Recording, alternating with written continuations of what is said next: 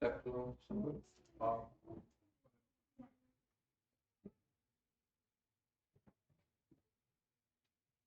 All right, hold on to that passage if you can, because we'll be looking at that through this lesson. It's good to have everybody here this morning, including old faces. Not too old.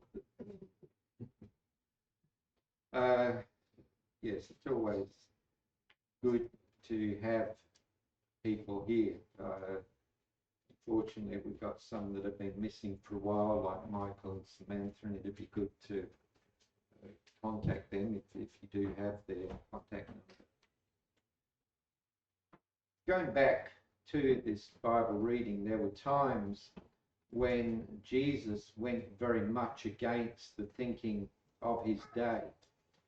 And this passage here that has just been read to us on the subject of marriage and divorce is one of those times where Jesus was going against the popular thinking of many, even going against the thinking of his own disciples, because they were a product of their times. And in fact, you could say that what Jesus has to say here goes against common thinking today. It even goes against the thinking of many people in the church, in my experience. I want to talk about this passage, not because I think there's a problem here with marriages, but rather this is a continuation of a chapter by chapter series that I've been preaching through the book of Matthew. So today we come to Matthew chapter 19. And when we look here, we see basically three responses from Jesus, two to the Pharisees and then one to his own disciples. So you got in Matthew 19 and verse 3 the first challenge from the Pharisees. Some Pharisees came to Jesus, testing him. See, they're not really after answers, they're just trying to find a weakness. So they came to Jesus, testing him and asking, is it lawful for a man to divorce his wife for any reason at all? The Jews at that time were still governed by Old Testament law as handed down by God to Moses. And this question of divorce revolves around a passage back in Deuteronomy chapter 24, the first 4 verses, particularly verse 1. This is where Moses, centuries earlier before Jesus came on the scene, this is where Moses is recounting God's law to the Israelites as they prepare to go into Canaan. Deuteronomy 24 verse 1. When a man takes a wife and marries her, and it happens if she finds no favor in his eyes because he has found some indecency in her, that he writes her a certificate of divorce, puts it in her hand and sends her away from his house, and she leaves his house and goes and becomes another man's wife, and the latter husband turns against her, writes her a certificate of divorce and puts it in her hand and sends her away from his house, or if the latter husband who took her to be his wife dies, then a former husband who sent her away is not allowed to take her again to be his wife, and so it goes on. And basically what you see here is the man, the husband, putting his wife aside. And it's that comes up twice, the idea of giving her a certificate of divorce. And it says in verse 1, Deuteronomy 24 and verse 1, that the first husband does it because he finds an indecency in her. And that's a bit of a problem. What does exactly Moses mean there by an indecency? And centuries later, when we come to Jesus' day, there were we could say two major views. One was a rather conservative view that said it had to do with moral issues, or it had to do with something scandalous.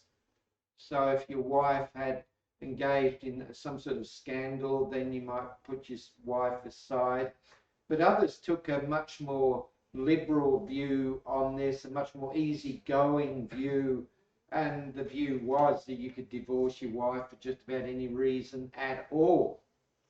So if you put too much salt in your food, if she burnt the bread, you could divorce her. You could even divorce her if you found somebody that you thought was more attractive. Keep something in mind here. That is not what the Bible's saying. That's how people were interpreting it. But it fits in with what was said back in the book of Malachi about the men betraying their wives. And that was the thinking that was quite common in Jesus' day. Now, Jesus doesn't, in answering their challenge, he doesn't get involved in the definition of words. He goes back to God's original intention for marriage. So Matthew 19 verse 4, he answered and said, "Have you not read that he who created them from the beginning made them male and female, and said, for this reason a man shall leave his father and his mother and be joined to his wife, and the two shall become one flesh. So they are no longer two, but one flesh. Therefore what God has joined together, no person is to separate."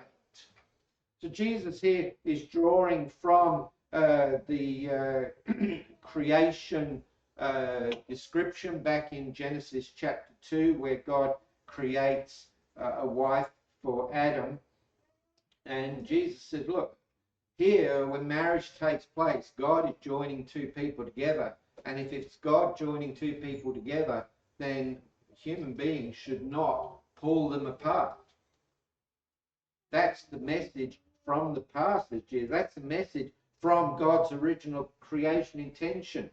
And so that's the thing, says Jesus, to keep in mind. And later on, as Paul writes to Christians, he reaffirms what Jesus has said. You've got 1 Corinthians 7, which talks at length about marriage and so forth. I'll read here from 1 Corinthians 7 and verse 10. "But to the married," says Paul, "I give instructions, not I, but the Lord." See, Paul's drawing from what the Lord said, that the wife is not to leave her husband, but if she does leave, she must remain unmarried or else be reconciled to her husband, and that her husband is not to divorce his wife.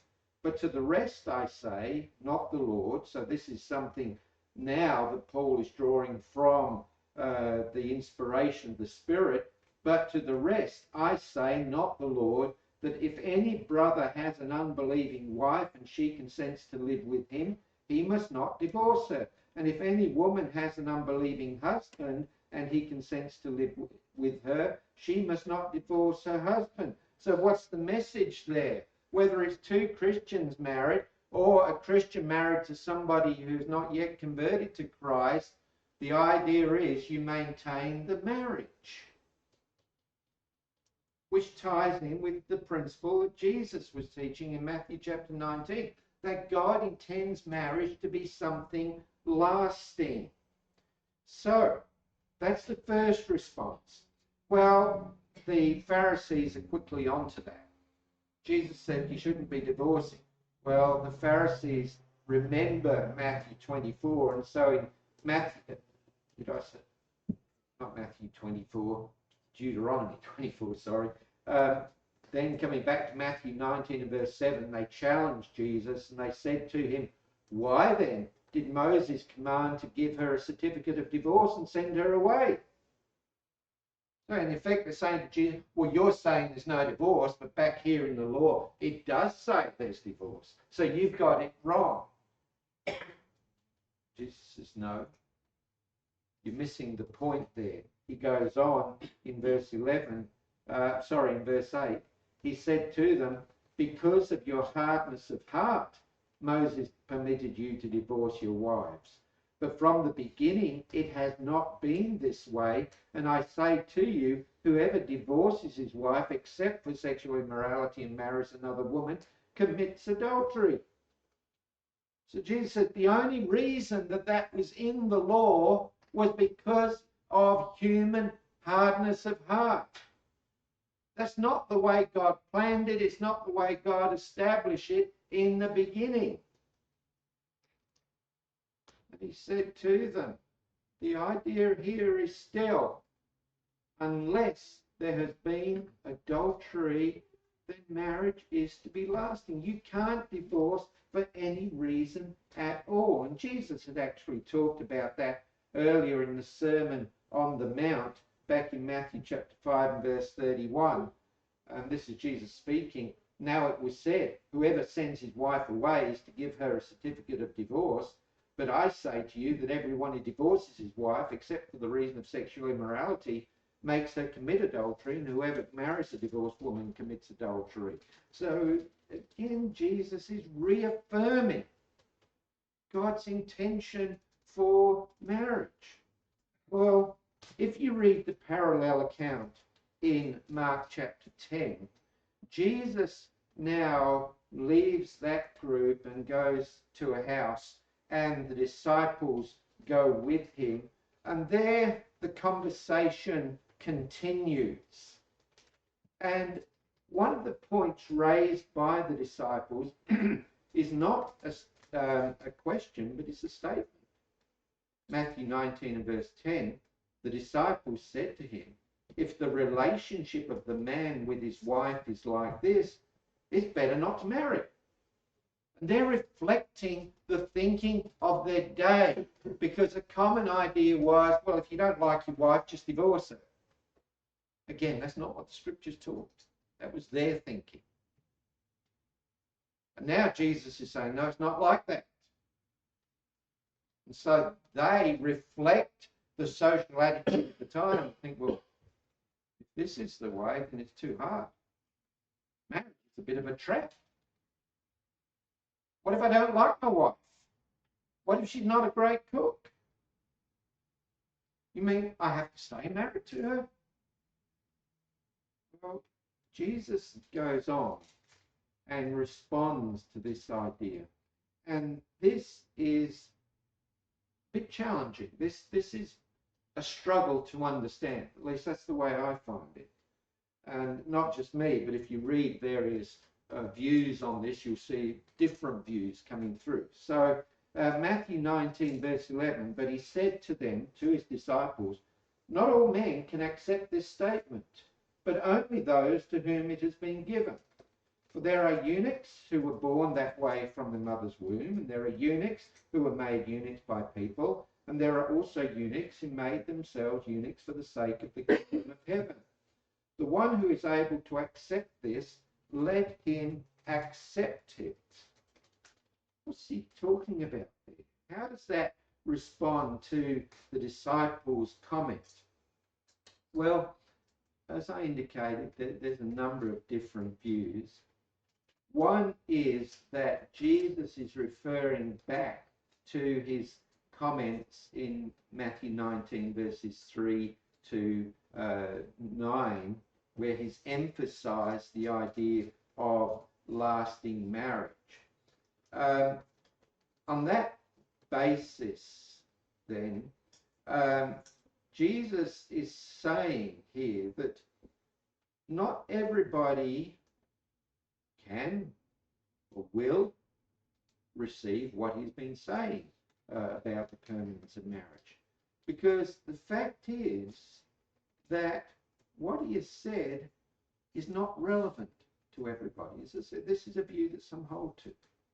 Because there are some people who are not going to marry. Who are they? Well, the people who are described here as eunuchs. Eunuch is a man incapable of any sexual relationship, or a man who chooses not to have a sexual relationship, so chooses not to be married. And Jesus indicates three categories here in verse 12. There are eunuchs who are born that way, so they have birth defect. That means that they're not going to be able to sustain any physical relationship. There are eunuchs who are made eunuchs by people, and that was quite common. In fact, you read of the Ethiopian eunuch over in Acts the 8th chapter. That was particularly for servants who would be involved with somebody's harem, that there was not going to be any possibility of those servants having any relationship with the the wives in the harem. But there's a third category here, and that is those who have made themselves eunuchs for the sake of the kingdom of heaven. These were people who were so dedicated to the cause of God that for them marriage was not a consideration. They were too much fixed on doing other things. So for those who interpret that way, then Jesus is saying, look, what I've been teaching is for those who are able to accept it. Not everybody is going to get married or have a need to marry. My teaching is not for them because they're not going to be married. My teaching is for the others who will get married. So that's one way to understand it, but I'm not altogether happy with that explanation. Another view is that what Jesus is saying here relates to what his disciples said in verse 10. They said, if the relationship of the man with his wife is like this, it's better not to marry. Too hard. You get trapped. You get stuck. Well, I'm not going to say here that Jesus is agreeing with them. That's not Jesus' message at all. That's not the Bible's message. There's numerous passages that would speak against that. For instance, God created marriage for humanity. You go back to Genesis chapter 2, and the Lord God says in verse 18, it is not good for the man to be alone. I will make him a helper suitable for him. And you read on there, God creates Eve, and so God creates men and women.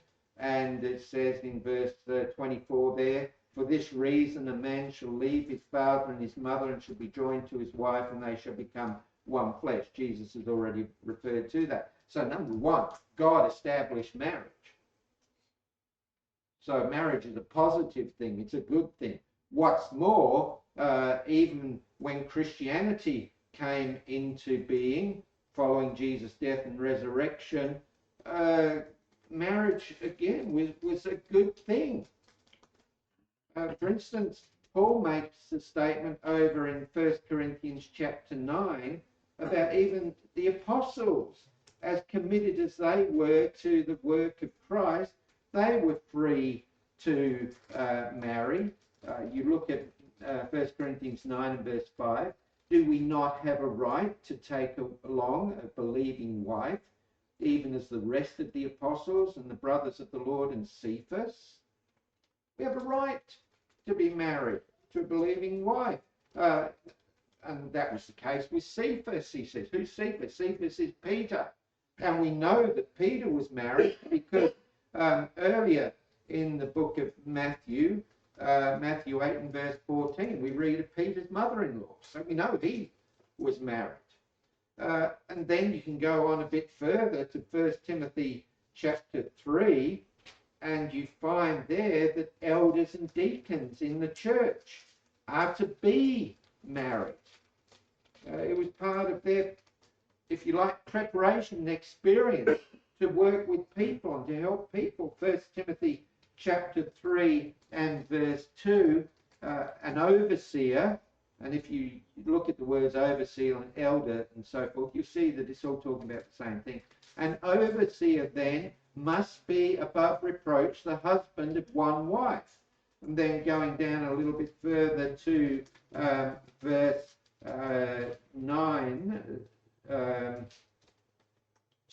10, verse 12, I'll get there in the end. I've got a new Bible here, so I'm having to find places. Verse 12, deacons must be husbands of one wife. And you can go further to 1 Timothy 5 and verse 14. Paul says, I want the younger widows to marry. In fact, if you look at 1 Timothy chapter 4, the general forbidding of marriage is a mark of apostasy. When somebody gets up and teaches against marriage as a general principle, they've gone astray from the faith. 1 Timothy 4 verse 1. But the Spirit explicitly says that in later times Some will fall away from the faith, paying attention to deceitful spirits and teachings of demons, by means of the hypocrisy of liars, seared in their own conscience as with a branding iron, who forbid marriage and advocate abstaining from foods which God has created. And so it goes on. So a general forbidding of marriage is unscriptural. It's apostasy. So my point is, coming back to Matthew chapter 19, that Jesus is not agreeing with the idea that it's better not to marry, because the scriptures again and again give a positive view of marriage. So what is he talking about here? To me, what fits in with the whole context is Jesus is responding to the apostles' idea that marriage should be avoided, and Jesus says, well, for most people, that's not the case.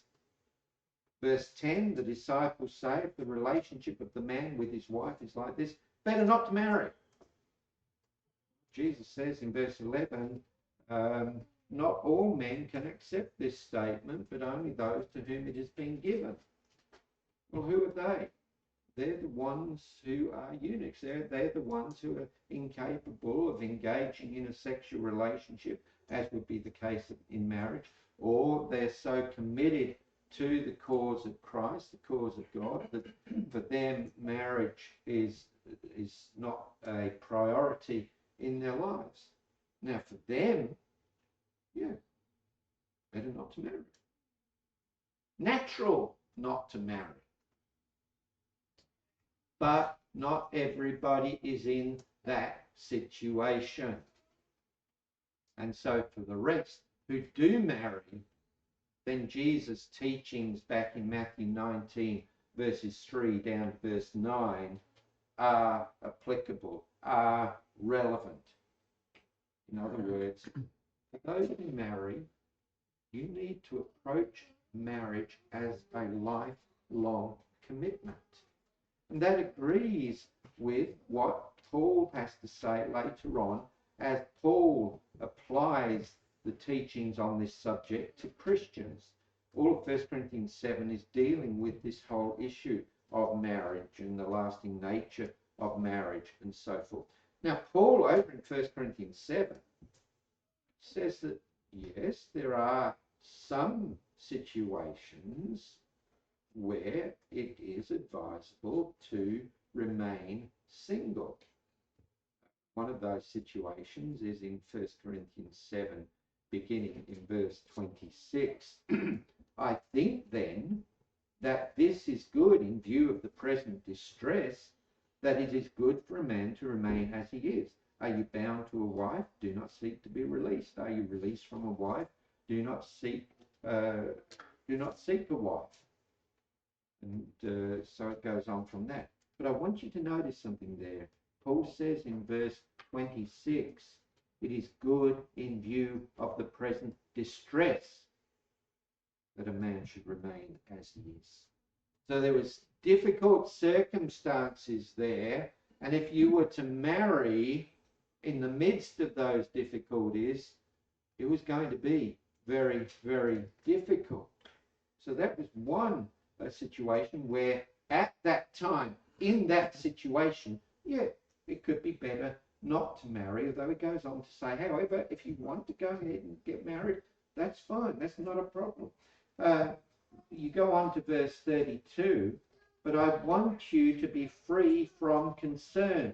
One who is unmarried is concerned about the things of the Lord, how he may please the Lord, but one who is married is concerned about the things of the world, how he may please his wife, and his interests are divided. The woman who is unmarried and the virgin is concerned about the things of the Lord, that she may be holy, both in body and spirit. But the one who is married is concerned about the things of the world, how she may please her husband. And that is as God intended it to be. You go over to Ephesians chapter 5 and verses 22 to 33, Paul, under inspiration there, talks about the relationship, the committed, loving relationship between husbands and wives. And it's God who says, Husbands should consider their wives, wives should consider their husbands, and care for one another. But Paul here in 1 Corinthians 7 is saying sometimes the situation is such that if you don't marry, it will be better, because otherwise you're going to have a lot of worries about your wife and your family. But I want to stress that idea. Paul says in view of the present situation. He was talking about a set of circumstances at that time when things got really difficult. Now, Paul, in view of that, says, look, I wish everybody could be as I am. 1 Corinthians 7 and verse 7, yet I wish that all men were even as I myself am. And then he says in verse 8, but I say to the unmarried and to the widows that it is good for them if they remain even as I. So, writing at that time, he said, look, it would be good if you could remain single like I am single. But Paul, just like Jesus, said that's not the way it can be for everybody. There's only some who can happily live out their lives in an unmarried state. For the rest, what? Well, 1 Corinthians 7, verse 7 again. Yet I wish that all men were even as I myself am. However, each has his own gift from God, one in this way and another in that. And he's talking in the context of being married. So verse 8, but I say to the unmarried and to the widows that it is good for them if they remain even as I am. But if they do not have self-control, let them marry, for it is better to marry than to burn. My version here has to burn with passion. Back in 7 and verse 2, but because of sexual immoralities, each man is to have his own wife and each woman is to have her own husband. And it goes on to talk about that. And all of that is consistent with what Jesus was saying back in Matthew 19, 11 and 12. That it was only for certain ones that they could live a happy, satisfied life without being married. But for many people, for the generality of people, there is this need to be married.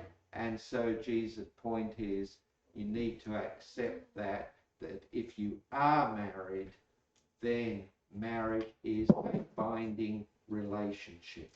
Now, in first century Jewish culture, that view was not so widespread. There was a view that you could divorce your wife for any reason at all.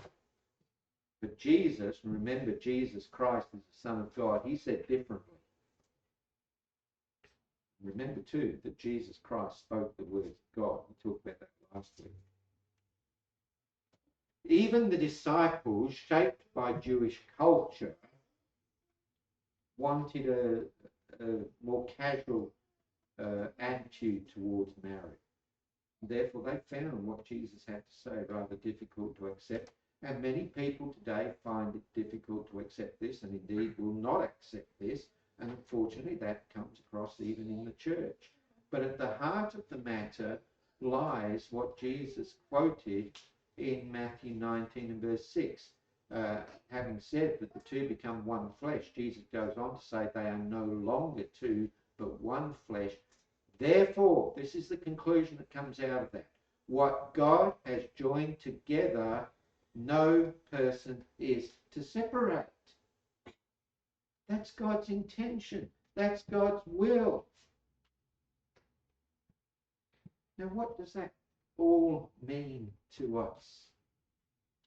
It means that marriage needs to be treated seriously. In a world where divorce is common and relatively easy, we need to teach on God's view of marriage. In the church and as parents, we need to teach on it in our homes, and not only teach on it, but set the example in our home. In other words, we've got to be countercultural. There are many things in society at the moment which go very much against God's teachings. Now, we either go along with the culture or we stand against the influence of culture, and that is to be countercultural. And that's what we've got to be in regard to marriage. If we're divorcing and remarrying just like everybody else, then what makes us any different? So we need to take a stand. We need to teach on it. And not only teach about the need for lasting marriage, but also demonstrate the positives of marriage. And I've got folders full of material on the positives of marriage, even written by people who are not Christians, who recognise that there are positives. You know, back in the 1970s, the 1980s, there was a lot of debate in the church about marriage, divorce, and remarriage, and all the time, we people were talking about why you shouldn't get divorced. And my reaction to that is, well, maybe we also need to teach a lot on why it's good to get married. You say, well, I don't know, marriage is a bit of a struggle, and it is, and I'll come to that in a moment. But there's some thoughts that come from that. If we're not yet married, then don't rush thoughtlessly into marriage. You need to think seriously about who you're going to marry. Is it somebody who I can be compatible with and work with and grow with? Are you ready and suited to marriage? Is the person you're dating going to be a good wife or a good husband? Oh, we don't need to think about that sort of stuff. Yes, you do. You do. Now, what about if I am married and marriage is a struggle? There's problems in my marriage. Welcome to reality. Marriage involves change. Marriage involves adapting towards one another, adjustment. And there's going to be struggles along the way. And you carry baggage in from your earlier life. And that has to be put aside. It takes time to overcome that. But you've got two choices here. If you're having problems in your marriage, either you do nothing and the problems get worse and worse until eventually you do divorce, or you think about why you got married in the first place, that you love this person, and you think, okay, we need to work at overcoming these problems. So you seek help from people who are capable of giving you that help. There's heaps of books on this. There's other material on this. There's marriage counsellors and so forth. Let me remind you of what I said in another sermon on this. That back when I was doing a course on counselling, we were focusing on marriage counselling at that point, and the guy teaching us was a marriage guidance counsellor, and he said that he didn't like it when people came to him for marriage counselling. Why? Because generally speaking, they were doing it as a last-ditch effort. They'd left it too late. All the problems had built up, all the animosity had built up, and these people were clutching at straws and didn't really want to do anything that he might suggest. And he said it was very hard in those circumstances. The idea is, if you're having problems, before the friction sets in, talk to one another and say, okay, what can we do about this? Because that's part of building the marriage. That's what strengthens the marriage. That's what enables the marriage to grow, by you taking the steps, step by step, to adjust to one another, making the bond stronger. And along with that, I'll say this. If you're having problems, don't just say it's all the fault of your spouse, your husband or wife, because there's two of you in the marriage. So the question is, all right, how are we both going in regard to all of this? Look, there's some things to keep in mind here. We hear an awful lot about divorce. Lots of people get divorced. We probably all know people who've got divorced. But for all the divorces, people are still getting married. In fact, even people that get divorced, what do? They go out and get married again. So there's got to be some appeal to it. And here's something else. Even though a lot of people get divorced, most people do not. I Googled it just a few days ago. And it said that 30% of first-time marriages in Australia end in divorce, which means what? 70% of first-time marriages in Australia do not end in divorce. Most people still see marriage as a lasting relationship. Incidentally, if you divorce and remarry, that marriage is less likely to last. If you've been divorced twice and you remarry, that third marriage is even less likely to last, and so it goes on. The more you divorce and remarry, the less likely it is that you're going to have a lasting marriage. So we need to recognise that marriage is not dead, even though people are saying that. But we recognise that yes, it does involve struggles, it does involve adjustment. You look sometimes and you see an elderly couple and they're still walking hand in hand. They might be in their 70s, they might be in their 80s, they might be even older.